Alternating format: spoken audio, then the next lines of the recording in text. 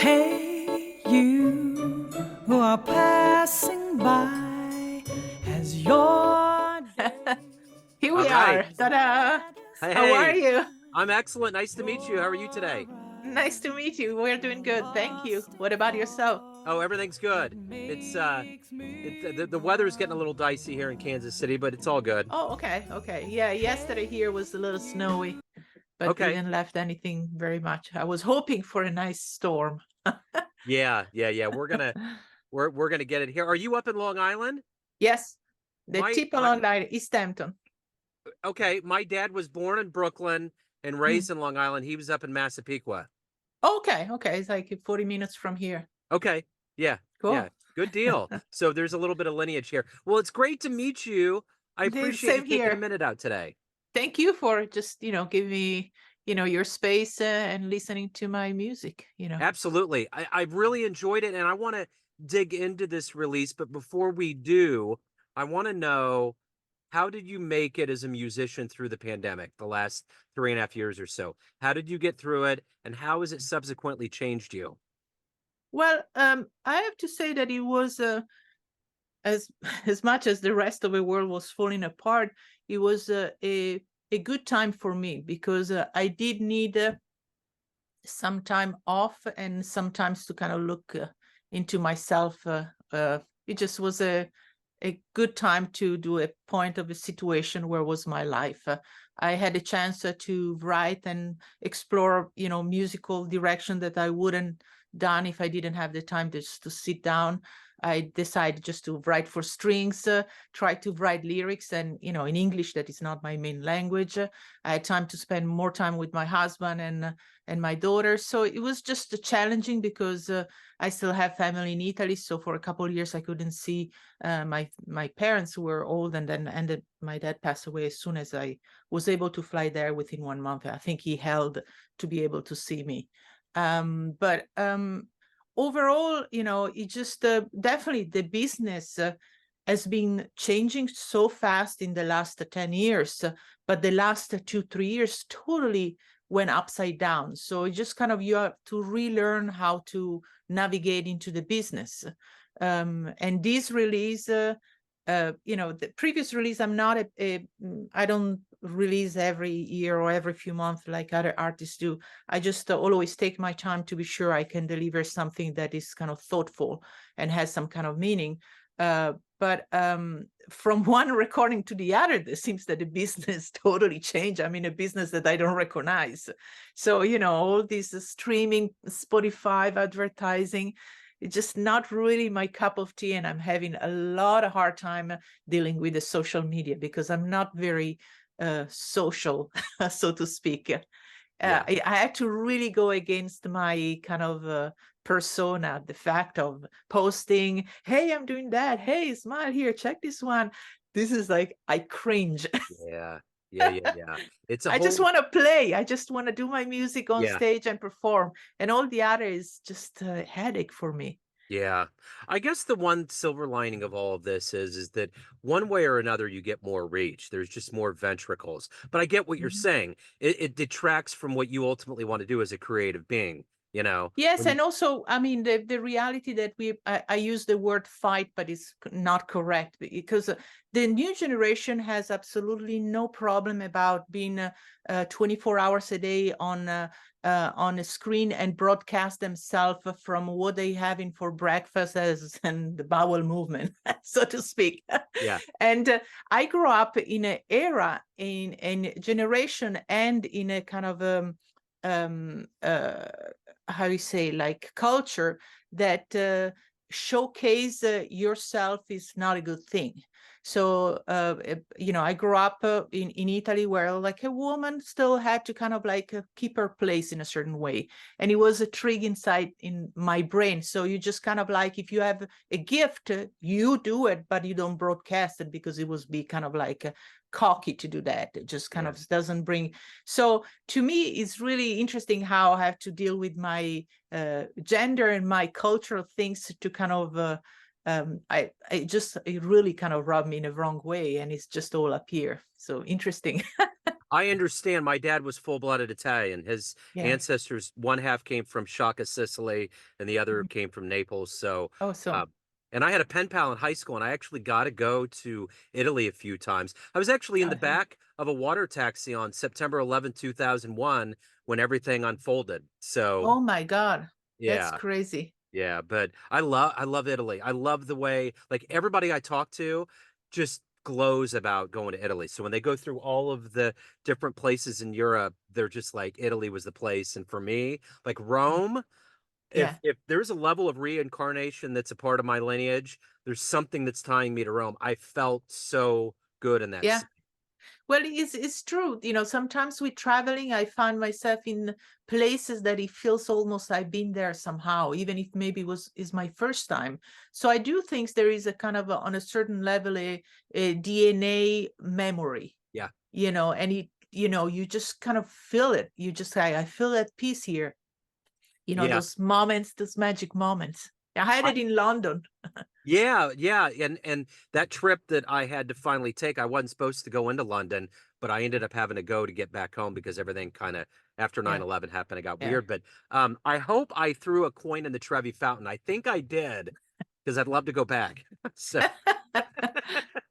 so we'll see what happens. But the latest album, and hopefully I'm pronouncing this right, The Hidden World of Piloo. Is that how you say it? Correct. Good, Yay. good. Very good. I employed my sketchy Italian in there. So I remember the first time I actually went in when I used to be a smoker and I ordered my first pack of cigarettes, acting Yeah. like I knew what I was saying. And the guy just kind of looked at me like, I know you're American. Good job. Like I finally did it. Get a round of applause. That's right. I loved it.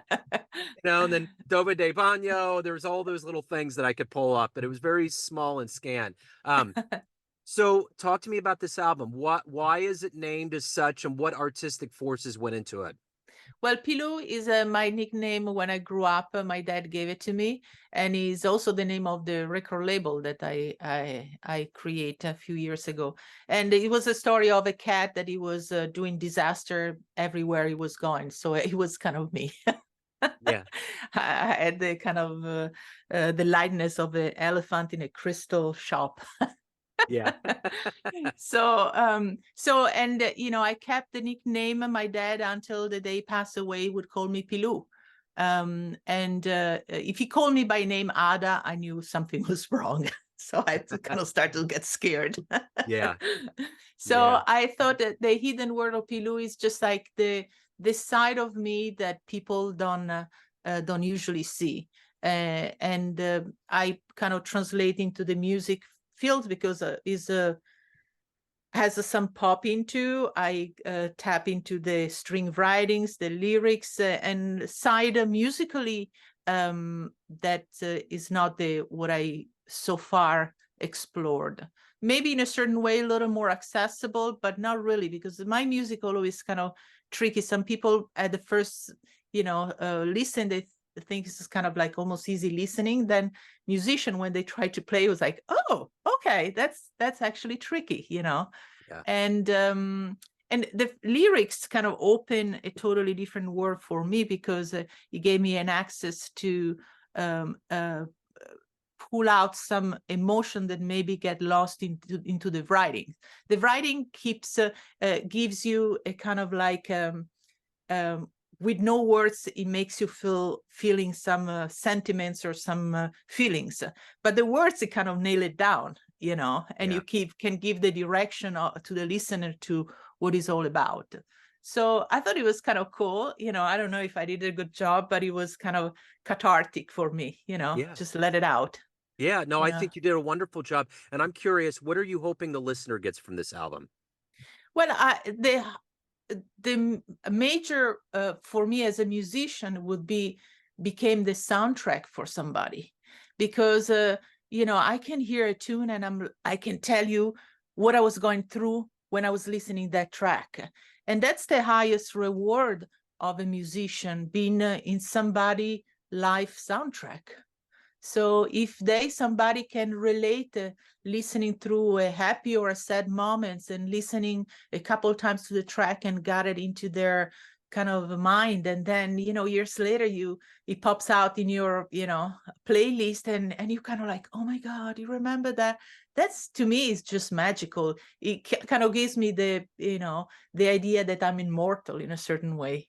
Yeah, absolutely. Well, that's the thing. Whether it's a smell or it's a sound, there's something very penetratable about that when it comes back to you. When you Yeah. have that memory, there's nothing like it. It really hits you hard. So, Yeah, no, I mean, how many times we just fall into this just tears, listening a track or just smelling something. You just, it triggers, I think, some memory in a way that is unique, yeah. I grew up listening to my dad loved Pavarotti, and Hmm. he would always listen to him when he was very emotional. Yeah. So I remember when I went to Rome, I stayed right outside of St. Peter's Square. Hmm. And one night I was just tired. It was the end of a long day, and I went in and I saw a Vivaldi concerto, and Hmm. there was an opera singer, and it just hit me, it waylaid me. Yeah. And I remember Yeah. just like, it wasn't like crying, but it was like these tears were coming out because there was some like ancestral Yeah. connection to my dad. And then being in the land that all my ancestors came from, it was really wonderful. And it's the power of Yeah. music. Yeah. And this is one of those moments you're gonna treasure, until you are here. Yeah, absolutely. you know. Absolutely. Well, thank you for sharing, because that Yeah. makes me, you know. Yeah, it was wondrous. I still, it's like a painting that won't go away. Just the whole setup was, well, Well, I mean, being also, is like not only the soundtrack, but there is also the setup like a movie. I mean, Rome looks yeah. like, Oh, you had all the perfect setting, yeah. Yeah. And it was a crystal clear night. All the stars were out, and all of those statues around St. Peter's Square were up there. Yeah. Just there's so much history, and I think about that being in Kansas City when I'm down on Hmm. 18th and Vine, and that cauldron of what jazz used to be and how it became the art form it is. There's Hmm. so many ghosts that are walking around down there Hmm. from history, Yeah. and it's just thick in the air. Yeah. So That's it totally. it's amazing. It Yeah. really is. Imagine in Rome how many ghosts, because Oh, the history. I well, mean, that's I'm totally into ghost, paranormal, and things like that, and I think that we are just one thin layer among uh-huh. millions. Yeah. So Well, and as you very well know, when I finally came back to America after my first time in Italy, I realized how young we are. The yeah, antiquity of a place like Italy is crazy, like how yeah. long things have been around. I was telling my daughter that, somehow when I was last month in London, and when I call the old country, when I'm Yeah. in the old country, that Europe, to me, feel very grounding. Yeah. I feel in home almost. Here, it feels like kind of a, an amoeba. I don't feel fully. I'm just kind of a something, Yeah. Yeah. Well, let's get to that history. Talk to me a little bit about growing up in Italy and how jazz became this pursuit in your life. Well, I started music at an early age because my grandmother was a piano player, and so I started kind of playing piano when I was 4. And my first reading was actually music and not words. So I learned reading music before reading words. So it became, I never doubt about that music was going to be part of my life. I didn't know in which extent, but it's just my first memory was on a piano. And I was not, I mean, as a kid, clearly the idea of sitting down and repetitive exercise was not too much thrilling. But I did love to listen TV show and then going on the piano and trying to figure out what was the harmonic, the melody. So without knowing, I was doing a training that helped me a lot when I ended at the Berklee College of Music later on. But I always had the idea of just putting a band together, just kind of like doing my own music. I remember I wrote my first piece when I was like 10 years old, and I still have that paper. My mom has it still. And when I was like teenager, my brother played some guitar, and he kind of convinced me to kind of like pick up the saxophone. He wanted a horn section. He had a blues band together, and kind of convinced me that I guess if I pick up a saxophone or a trumpet or a trombone horn section instruments, I would be very popular with boys. So that's the only reason I went into music. Highly suggest if you're single, pick up an instrument. That's it. That's all I've ever heard. So what were early jazz influences? What musicians swayed you? Well, I started listening to R&B and backwards. So I went into jazz through R&B. I started to kind of listen, the Blues Brothers, Room Full of Blues, and then I got into kind of a rock, jazz, fusion, and then backwards say, well, these people have whole kind of a language where it comes from. So it was backward. And I was lucky in my hometown. There was a guy who studied at Berklee College of Music, and he plays saxophone. So became my teacher. And I kind of knew, I just kind of wanted to understand better. And the only way I think is to understand his music, it was coming to where it's from. And I was able to get a scholarship for Berklee College of Music at the Umbria Jazz, a big festival we have in Italy of jazz. They run every summer a couple of weeks Berklee programs, and I attended and I won a scholarship, and that's where I started my American adventure. I spent 2-3 years back and forth in Boston. Then it was really hard to stay here for visa problem and stuff like that. So I decided the other place in Europe that would kind of give me a little opening for jazz was Paris. So I decided to move to Paris. I stayed 1 year. I traveled all over Europe. I went in Africa.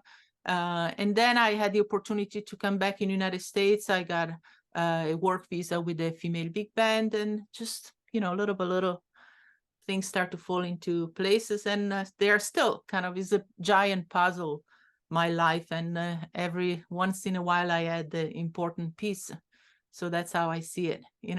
Yeah. So was it always a dream when you really got into jazz to come to America, or was it just? Yeah, I have to say also that, in Italy, like more probably every country in the world, we are kind of like satellite from USA. So I grew up looking TV shows, American TV show, listening to American music. So we kind of idealize the United States. I grew up watching every possible cowboy movie from John Wayne and name it. I knew every line. My dad was a big fan of John Wayne.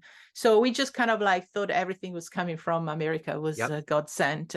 So I think I had it to do it. Clearly, when you move here and you live here, you see that every country has their own issues. Yeah. But still, I mean, I became a US citizen. I still have my Italian citizenship, but I owe big time to United States, because it just gave me the opportunity to do what I love to do. And that's it, So I remember being in Italy and watching the TV shows, and it just seemed like America always was just way more hardcore. Like it just didn't seem like there was the force that the American shows had. It was interesting. It was a totally different world. But it's a different world. It is, but I mean, at least when I grew up, the influence of United States is huge. And when I was a kid, if anything that was from United States was cool. Doesn't matter, you would get horrible band from United States, but just because American, they were cool. So there was that kind of things that we were craving for information from United States. And the reality, I mean, United States produce amazing music of any kind, and the professionalism. That's one thing when I loved about when I moved here, the fact that things, if you wanted to make them, you make them and make it happening. In Italy, there is so much bureaucracy. There is also it's not really meritocracy, they call it. You need to know the brother, the sister of the brother to get into a position. There is a lot of stuff like that here, on some level there is, but there is also, I mean, if you don't have the tools and the talent, you go up to a certain point, So, and I like also the fact that, you wanted to do something, you just do it, on a time matter. In Italy, it's like, let's have a cappuccino, let's sit down, let's talk with the brother, the sister of the uncle. Yep. I totally get it. What was the first jazz show you saw in America? The first, well, probably at Berklee. I'm trying to, well, before coming to Berklee, we were lucky that the school where I was studying, they had a lot of American guests come in and do masterclass or, play with a big band. So that's what, I'm trying to think what's the first really, oh my God, that's a good question. Maybe a real memorable one. Well, I remember I saw Yellow Jackets and I was blown away about that style of music because I couldn't understand. It was like, it's just concert, but it sounds something else, and I remember, when I won the scholarship at Berklee, actually, I saw the Brecker brothers. Who knew that I was ended to marry one of them? And I still think about it. It was like, and I remember I was a huge at Umbria Jazz when I won the scholarship. It was a huge park, thousands of people. I was on a side and listening to this band play, like, it was, I remember Rodney Holmes on drums. It looks like he had 6 arms and 6 legs. His technique is like, it was amazing. And Michael was just playing Yui and everything. And I thought they were aliens. That was definitely memorable. You just, those things that when you walk away, you're like, oh my God, I just got hit by a train. Yeah, I know the feeling. I'll never forget Bob Mincer in the very beginning when I started my show. I started in 2011. He was one of my first big interviews, and he was at a hotel in Chicago, and we kept getting disconnected. And I'm like, he's not going to call me back. Like, he called me like 3 times, and he was like, all right, do we have a connection? He was such a nice guy. It's like, but that's kind of the way the jazz world is. There's a level of humility and kindness that's just. Yeah, and Bob Mincer always says one of my favorite player and arranger and composer. I think he has the full package of everything I really admire. And of course, when I arrived here in the United States, I had the chance to see some of the old master from James Moody and all those musicians that had so much stories. Randy would play often with the Dizzy Gillespie alumni band, so there was a lot of the original guys. So I would like just to sit there and listen to them talking and chatting and the story where that's insane. So that's the beauty of this world of jazz. There's so many wonderful stories. I remember once it was who was it, James Moody with Jimmy Heath. And I have on a little video that I did, they were backstage and they were trading each other like phrases and pattern to practice. And they were like 2 kids, but they were in their 80s. Yeah. And I thought it was so adorable and at the same time inspiring because you can see they were eager to learn. Yeah. And I thought it was like, this is a never ending, learning experience. And I loved it, Yeah, that's the key. That's the key to it. What a great story. So, what is it for you that you love the most about being a musician? Obviously, with that story, those 2 just probably absolutely cherish the fact that they could do it live. But what is that for you that motivates you and gets you out of bed every day? What do you like the best about it? Well, the performance live, it just gives you, there are those, there are those kind of magical moments that don't happen always, but they are like maybe those 3-4 seconds that you forget who you are, where you are, and you feel aligned on such a higher level with the other musician and in sync with the rest of the world. Doesn't happen very often, but when it happens, it's just like so addictive. It's like a drug, a beautiful drug, clear with no side effect, and you are in.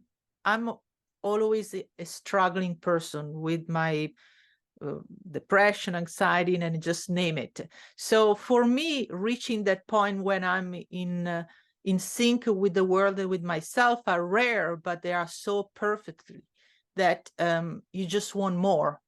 And that's you just like find myself and be in peace with myself and connect with everybody else. And that's, it's just so priceless. There is nothing that is hard feeling to explain, but each one of us on some level find those moments randomly, and I find it more in playing, Yeah. So you kind of found your way to jazz. Ultimately, why do you love jazz? It's a freedom of expression, freedom of connecting. There is no judgment to me. It's just like it's connecting on a different level with people. You can play jazz with people that don't talk your own language, but on the bandstand, you do talk the same language, and you can share feelings with people that you just met, and they are like deep feeling. It's Yeah, magical. it is. That's It certainly is. So we touched on live shows. If you could get into a time machine and go back in time and see one show with your own eyes, where are you going? Who would you love to see? Ray Charles. Oh, cool. That's a great answer. Yeah, Yeah. I would love to.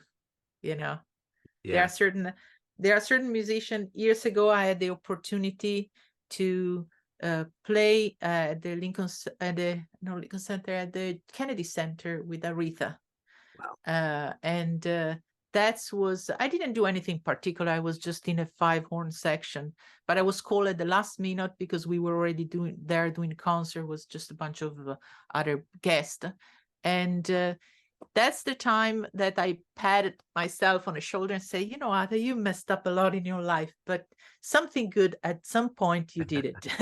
And I remember because my first gig on saxophone when I was like 17, it was in Italy in a little funky place, and this singer wanted to sing Respect, and it was just like, we were kids. You can imagine how did it go. Who knew that later, like years later, I would actually play at the Kennedy Center with the real queen of the soul. So that was a moment that I will cherish forever. I remember I was like, Ada, okay. Yeah. You did it. That's great. Dream realized. So Ada, everyone has a perception of you, family, friends, fans, but you ultimately are in control. What is your perception of you? Who do you think you are? A very confused person that is trying to find herself. That would be probably. And every day I try to find myself. I try to be kind, and that's it. I think that's I wanted to be remembered as a kind person, hopefully. So The Hidden World of Piloo is the brand new album. If anyone wants to pick it up, learn about any live shows that are coming up for you starting this new year, anything about your world, where can they go? Oh, they can go on, all the social media that I despise so much. You can go on Facebook, on Instagram, and clearly on my website, that is www.adarovatti, R-O-V like Victor, ATTI.com. And I'm usually, just check it out. Also YouTube, all those things. These days, if you want to find somebody, you can find it. You certainly can. Ada, this has been wonderful. Thank you so much for Thank you so much. It was a pleasure. Yes, it was wonderful.